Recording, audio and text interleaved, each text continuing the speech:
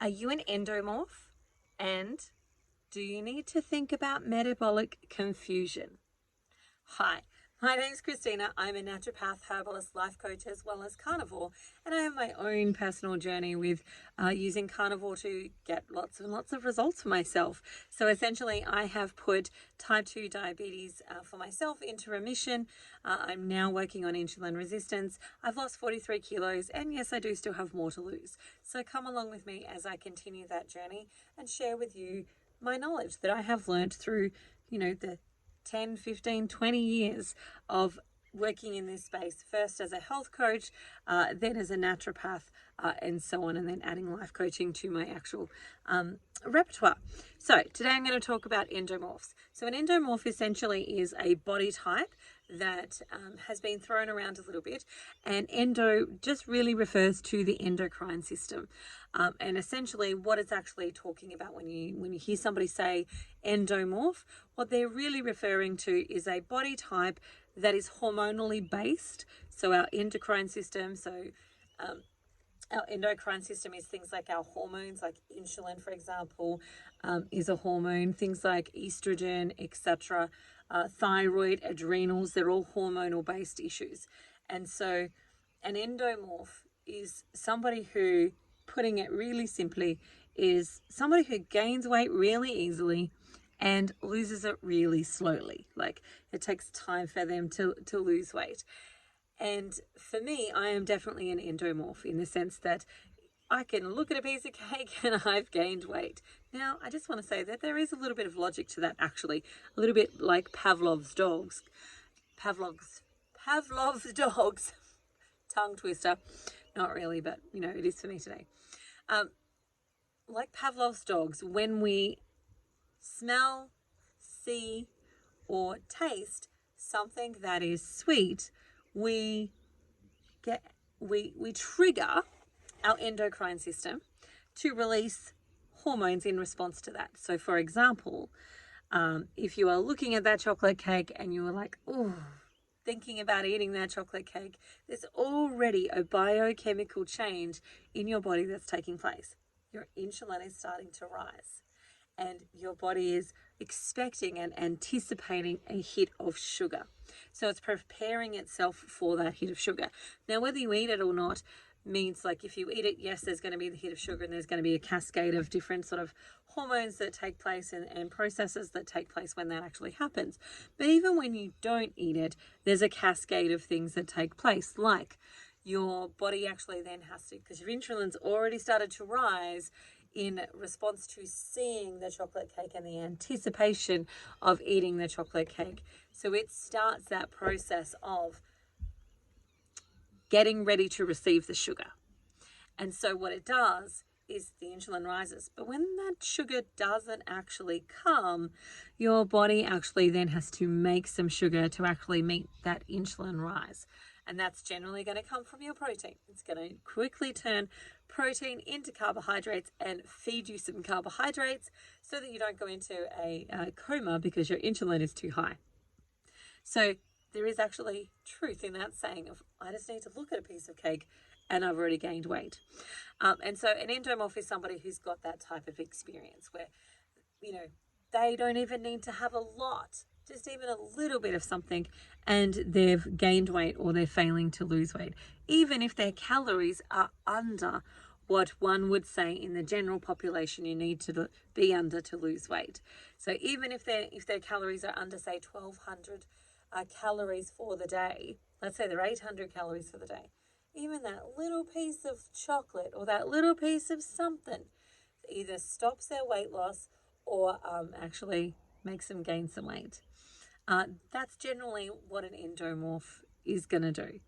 And so essentially for me, when I think about the endomorphs, I like to think about these things from all the aspects of, like, yes, I understand the incredible frustration of struggling to lose weight. Hello, that has been my whole life. But also, the endomorphs are the people that have been able to survive through all sorts of things through history. Because their body is able to gain weight really quickly and hold on to it and release it really slowly, what has happened is that they've been the people that have been able to survive really long starvation periods. So when you've been, in things like slavery, or when you've been through imprisonment or wars where food is scarce, there may not be food around, or you've been deprived food. The endomorphs were the people that actually survived those periods of time because they were able to ration out their energy levels throughout the day. And any little bit of food that they got, they were able to glue that to their body and let it leave as slow as it possibly could. So it was a survival mechanism that we had. Now, we live in a world today where we don't need to do that so much. Like, especially in the Western world, food is readily available, or something that might look like food is readily available, and it's easy to actually access food for majority of people. So most people aren't going through a famine where they're not eating on weeks on end. Most people aren't doing that. Most people don't even necessarily need to even ration out their food to the point where they've got really low calories, but they're continuously eating. That's generally not the case for the average, and I'm speaking generalistically because I'm sure there are people that are rationing food, especially in these times, and that people who are sort of experiencing things like a famine. But for the general average household, that's generally not the case for majority of the Western world. And so food is readily available for majority of us, which means that we don't get this natural famine that we would have gotten if we were living hunter-gatherer style. When there was no food around, we would have gone through a bit of a famine. And when there was plenty, we ate plenty. So we don't do this thing anymore when we have the feast and the famine taking place. And so for someone who is an endomorph body type, it's very easy for them to gain weight, and it's very easy for them to fall into that obese and morbidly obese category. Now, when it comes to losing weight, so even with carnivore, having lost 43 kilos, which for the US peeps, that's around about 94 pounds. It's approximate. So I'm getting close to the 100-pound mark, but I'm not quite there yet. But it's around that sort of space. When I have gone through my own weight loss journey, there have been periods where I just dropped real quick and then stalled and did not move for ages. Like, my body itself actually changed, so my muscle composition changed, etc. So I was losing from a tape measure weight perspective, but not on a scales perspective. And so that changed, and that was one of the things that helped to keep me going. But I essentially had lots of stalls, and I have been through stalls throughout this whole period of time. Now, one of the things that happens for an endomorph is those stalls. And because our bodies are consistently looking to put things on autopilot, it wants to lock down and shut down in regards to knowing how much hormone it needs to release, when it needs to release them, and basically what to expect. Because it wants to put these things on autopilot, that doesn't work in our favor as an endomorph. And so what we actually need to do is create metabolic confusion within our bodies. And in a non-carnivore space or a non-keto space, one of the ways that you would create that metabolic confusion would be to have high carb days, low carb days. And in those low carb days, you're going to have high protein, high fat days, and actually just switching it around. Now, from the carnivore space, and as somebody who, is still healing the root causes for diabetes, which is that insulin resistance, I don't want to play around with that game. I don't want to play around with carbohydrates. Also, as somebody who is a carb addict, I don't want to play with that. So I don't actually want to go and have high carb days and then low carb days and actually shake up my metabolic system and keep it confused. And so for me, the way that you can do this is with protein and fat. And so generally speaking, I want you to remember that when I'm working with somebody who's going carnivore or keto, then what I'm generally going to do is, first of all, work in phases. And the first phase is we just want to get you off the sugars. We want to get you off those carbohydrates, and we want to get you off those sugars. And the quickest, fastest way to do that is to keep you so satiated and full that there's no room to actually have the bread, the rice, the pasta, the fruit, the carbs, etc. So we keep you full. So I just want you to eat in that phase so that you're like Christmas type full. You know that feeling like, you know, everybody sat down, they've had their Christmas lunch and they're like, oh my God, I could not eat any more food because I'm so full. That's the feeling that I kind of want you to have in those first couple of weeks. So first 2-3 weeks, that's the goal, is just to get off the sugar. And then the next phase is to actually work through what are some of your individual health issues. So for example, I work a lot with women. I do also work with men, but you know, predominantly a lot of women will come to work with me. Now, for them, what I'm seeing is a lot of adrenal fatigue. I'm seeing a lot of thyroid imbalances.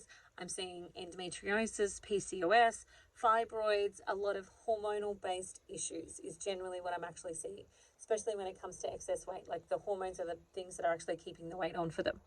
And so for those women, the next phase that I go to after we get off the sugar and we get through, you know, then because you can keep eating until you're full for a while, and what's going to happen is you're just going to keep losing weight, and you'll find that your meals will actually start to decrease. You'll usually sort of fall down into about 2 meals a day, 2-3 meals a day, depending. Most people are going to fit into that space. And then when that first stall starts to hit, that's when we go to phase 2 for these people, and that's when we're going to look at addressing the hormones. So we're going to move from just eating to now we want to really aim to push that fat up high. And we're looking at around 200-ish grams of fat a day. Now, that includes the fat from your butter, the fat from your eggs, the fat from your meat, the fat from anything else that you might actually be consuming. So cheese, for example. We want that to be on average around 200 grams. So this is, you know, you've hit a stall, you're not moving forward, and you're like me, an eager beaver, and want to keep moving forward. We want to lift that fat up so that we're actually feeding those hormones, because your hormones are essentially made out of fat. And if there is not enough cholesterol-based fat there, then you're going to end up with hormonal disposition or imbalances, which is vastly what a lot of the population are actually experiencing. And so we want to lift that fat up nice and high, because we need to overdo the fat for a bit. Because if you've got a depleted state, we don't want to maintain a depleted state. We actually want to fill up and then maintain. And so for about 3 months, we're going to really push that fat up nice and high. And then at that point, what often happens is you come to another stall. And at that stall, that's when we're ready to start to embrace things like metabolic confusion, where we've healed the hormones, we've really fed them, we've really nourished them up so that they're able to work at their optimal level. We've also been able to facilitate a lot of detoxification in that phase as well, because fat is a detoxifier and it helps your liver to release toxins and move them out. So we've been able to do that process of filling up that fat cup, filling up those hormonal depletions, and actually do a lot of detoxification. Now we're at another stall. And at this point, for that endomorph body type, that's when we're really going to have to start to look at doing things like metabolic confusion. Now, metabolic confusion from a carnivore or keto perspective looks different to what it does in the general population. Remember, I said in the general population, they might do metabolic confusion by having a high carb day and then a low carb day, or a couple of high carb days and then a couple of low carb days. And so in the space of metabolic confusion for carnivores and keto, the way that you do that is to play with your fat and your protein ratios.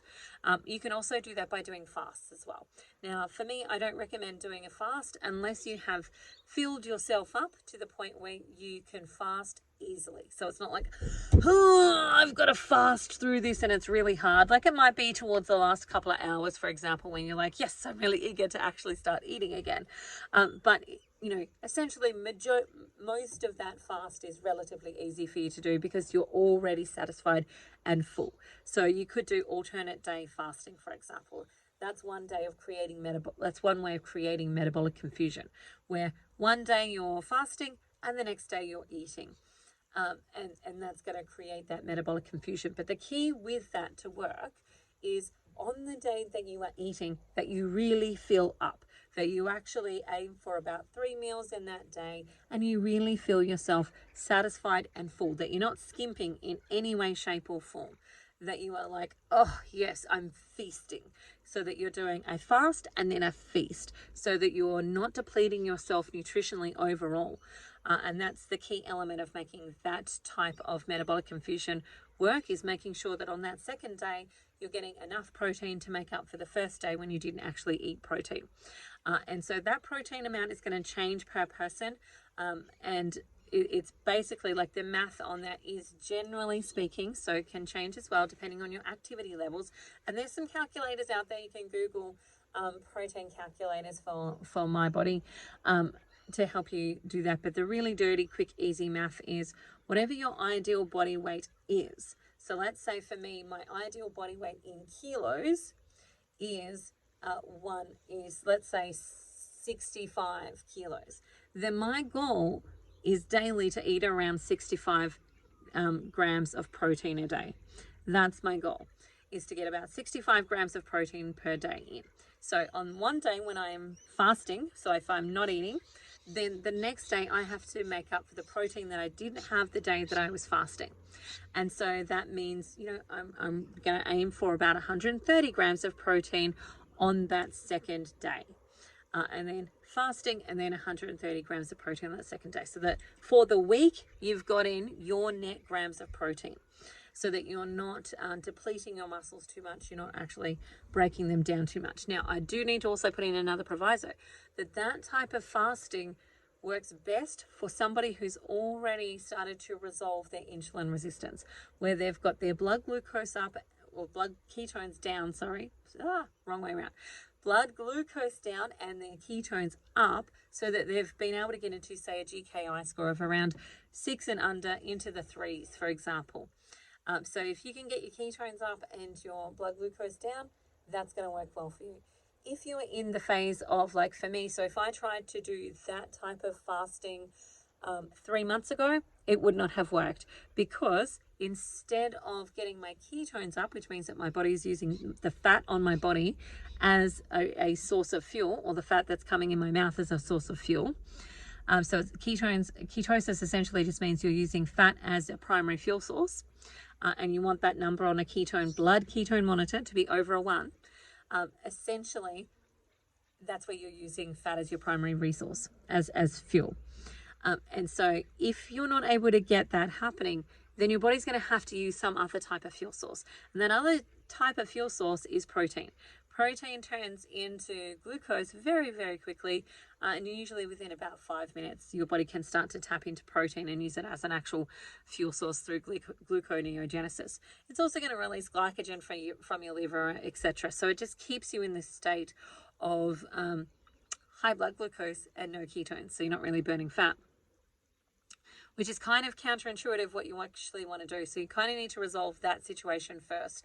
And if you're in that situation, then that's when I'm going to use things like the Quest, which is basically we trial out 10 different types of eating fasts and actually see what work best for you to help you get your insulin turned off. And that's a whole nother thing. Feel free to ask me about it if you need to. So that's a whole nother phase. But if you are somebody who is able to get into ketosis, then you can do alternate day fasting, no problems, and that will work really well for you as a space of creating metabolic confusion. Now, the next way of creating metabolic confusion, and it doesn't matter if you have insulin resistance, you can actually use this one, and that is to do low protein days, high fat days. So, there's a lot of people that will say 80-20. So that's where you're going to do 80% fat, 20% protein. And then the next day you're going to do higher percent protein, lower percent fat. Now, what that might look like is about 60% fat, 40% protein. But remember, on that second day, if you're skimping on protein on the first day, you've got to make up for it on the second day, so that overall you are meeting your metabolic needs for protein. And you're not then wasting and losing lean muscle mass. So throughout the week, you need to make up your protein levels throughout the week versus as every single day. Now, so that might be a protein modified fast one day, and then it might be normal eating the next day, where your protein might be a little bit higher, and so on. And so playing around with those things can be a part of it. The other, of course, is just to try protein modified fasting for the whole week. Now, for some people that works beautifully, for other people it doesn't. And the key thing of that working beautifully is often more to do with that insulin resistance and that hyperinsulinemia, where your insulin is too high and your body has to make glucose to keep you out of that space of going into a coma or getting really, really low blood sugars and so on. And so there's a little bit of stuff to play around with there. And that for me is kind of essentially what I do in my job, is actually help you work out what phase you're in, what actually you need to do at this moment in time. But one of the ways that you create metabolic confusion for an endomorph is to play around with that fat. And alternate days tend to work really well. If alternate days don't work for you in the sense of like it won't fit into your life, etc., then doing things like a 36-hour fast or a 48-hour fast or a 72-hour fast where, and I say fast, but essentially it's just that time period where you're going to do your protein modified sparing fast. So protein sparing modified fast, is, when you're actually going to do that and you want to do it for 36 hours, 48 hours or 72 hours. And then the rest of the week, eat normally as you would per carnivore or keto. And that's how you create metabolic confusion. Now, the thing is, if you just do the protein modified sparing fast, what you're actually going to find is that it will work like everything else. It's going to work for a period of time, and then you'll get to a stall. And that's okay. You can do that. If that works really well for you in your current ability with life and so on, to do that for the whole time, do it. But when you hit the stall and you find that you're not moving anymore, come back to, I need to create some metabolic confusion, because my body has gone on to this preset. It knows how much it knows how much protein's coming in, it knows how much fat's basically coming in, and it's gone on to set and forget mode. And as an endomorph, you have to keep shaking it up to actually get it to move out of maintenance level.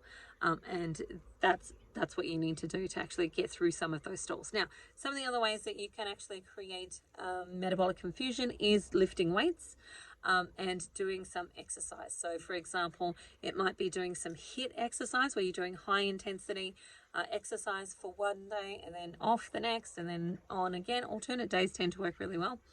And mixing it up with like walking or weightlifting, etc., so that you are consistently changing what you are doing so that your body doesn't go on set and forget mode. And that's one of the real keys when it comes to having a lot of weight to lose and having a hormonal based issue that is driving your hormones, is to create metabolic confusion, whether it be through exercise or through food. That's the real key. Now, one other thing that I will say for those who are endomorphs, you generally are going to fit into the space of having some thyroid issues, in the sense that your thyroid has the capacity to slow down your metabolic system.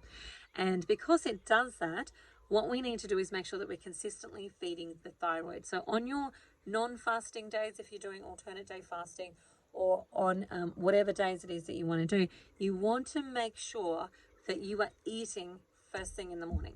So if you're OMAD, for example, which is another kind of way of making some metabolic confusion, as long as you're changing up the meals, if you're OMAD, then you want to make sure that your meal is in the first part of the day. So within the first couple of hours of the actual day, you fill up good and proper, so that you are full and satisfied for the rest of the day to carry you through the night.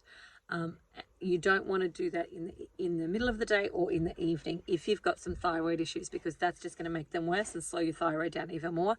And then again, you'll get to that place where you're eating the exact same amount of food, but you're either gaining or you're stalled, and you've still got a heap of weight to lose. All right, so that's my little talk about metabolic confusion and endomorphs. If you have any questions, pop them below.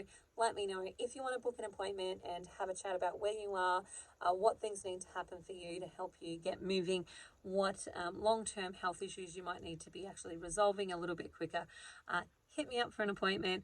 The link will be below, and I look forward to chatting to you again soon. All right, bye for now. Have an amazing day, and I'll talk to you again. Bye.